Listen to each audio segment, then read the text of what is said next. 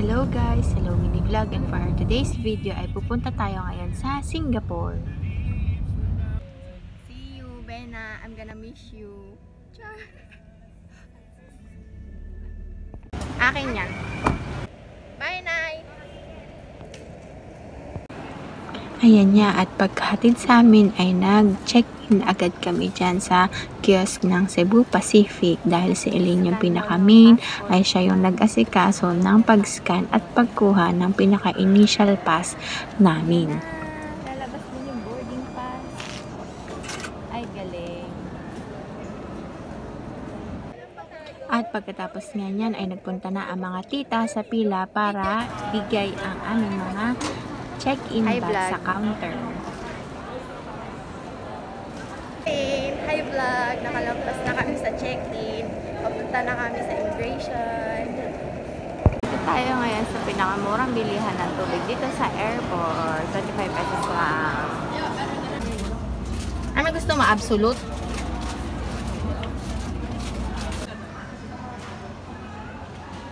Waiting for boarding time. Sama ko sila. Hi vlog. Hi vlog. Wala pa sa hi vlog. Wala pa si Elaine. In fairness naman dito sa Cebu Pacific at on time sila nagpa-boarding. Maaga kami nakaalis niyan. Ayan yung pinaka-boarding pass. And pagkatapos niyan ay papunta na kami sa ramp. Papunta doon sa pinaka-tube sa papunta ng airplane. Yan. Sakay na kami ng airplane. Sa aircraft daw na.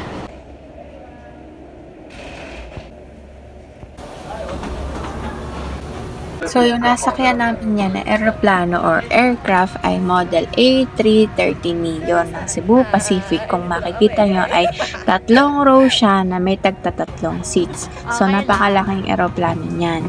Hi vlog. Dito na kami. Nahiwalay po yung Nahiwalay yung isa dito sa harap. Let's skip to the good part. Siguro kasi binibidyo ko lang yung ano sa legroom. yung Legroom. Maluwag. 3 hours and 5 minutes. For information, there is no time difference between Manila and Singapore. Ang lipad na ito ay pinangungunahan ni Kapitan Uson sa tulong ni unang opisyal del Rosario. Tayo po ililipad ng higit kumulang na 3 oras at 5 minuto. At pagkatapos nga ng announcement na yan ay lumipad na kami paalis na Maynila, at pagkatapos ng 3 oras nga at 5 minuto ay dumating na rin kami sa Singapore.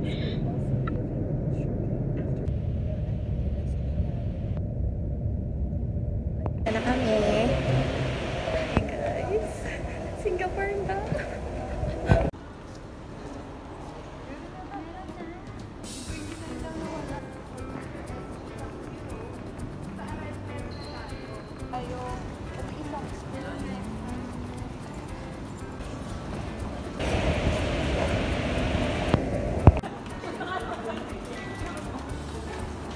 Tapos na mag-ayos ng SIM card. Kahanap na ng Grab. Arrival. Lagyan. Guys, good morning. Day 1 ng Singapore. Hi. Dito kami. Oo nga. Ganda natin kasi may konting tulog. Mag-stroll kami. Ayan yung paligid ng labas ng hotel. Pahang Street. Yan. And then yan, para siyang lumang bahay. Yan yung hotel namin una. so, video. Ang gaganda ng mga murals. Alam mo dito, daan muna kayo. Yun. Ice cream na naman. Gusto mo ba? Ice cream. Ako may kumain ni Elaine. Dito, nag-order kami 1 duck rice and 1 porridge. Ito yung view sa labas. Yan yung katapat. Doon sila umorder na pagkain. Hi! Yan. Tapos, doon yung hotel namin. Ayun, doon. Diyan sa may nag-aantay. Nag-picture. Yan yung lock sa likod. $5. Oh, this is mine! Thank you! Ang aming pagkain ni Elaine. Let's eat! Tikman natin. Ayoko nito, mahanghang yata yan.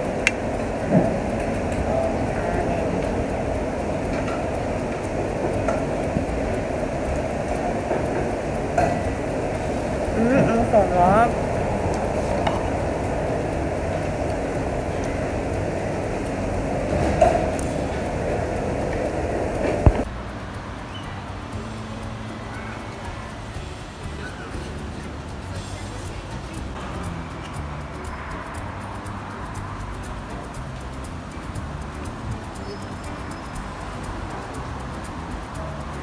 Tayo ngayon sa may Aliwal Street. Lakad-lakad lang kasi nakakain na kami. So, makikita nyo, mga Chinese ano sila, own restaurant and companies. Yan.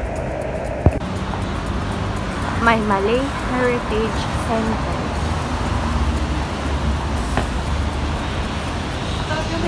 Tangate. Tapos dito lang, tabi-tabi. Tingnan, nagcha-charge yung kotse. Charging station.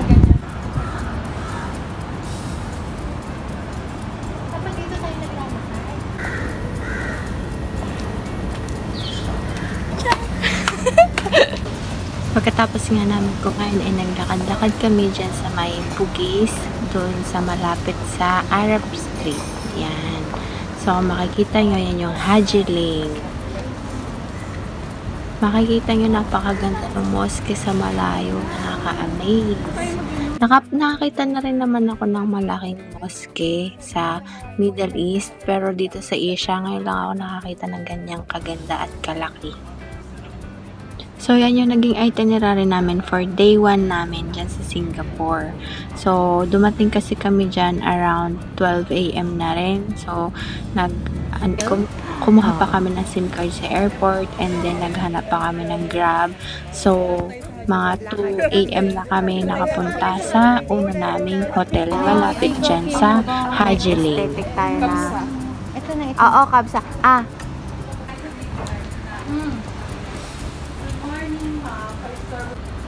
7-Eleven.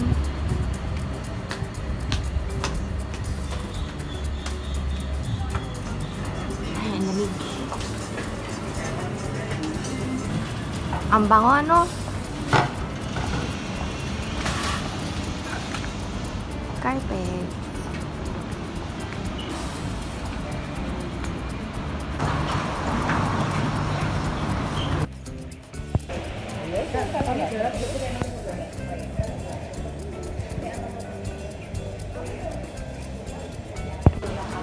Yan yung first half ng day 1 ng aming itinerary dyan sa Singapore. Abangan nyo yung panghapon namin na naging activity sa susunod na vlog. Thank you sa panonood. Bye!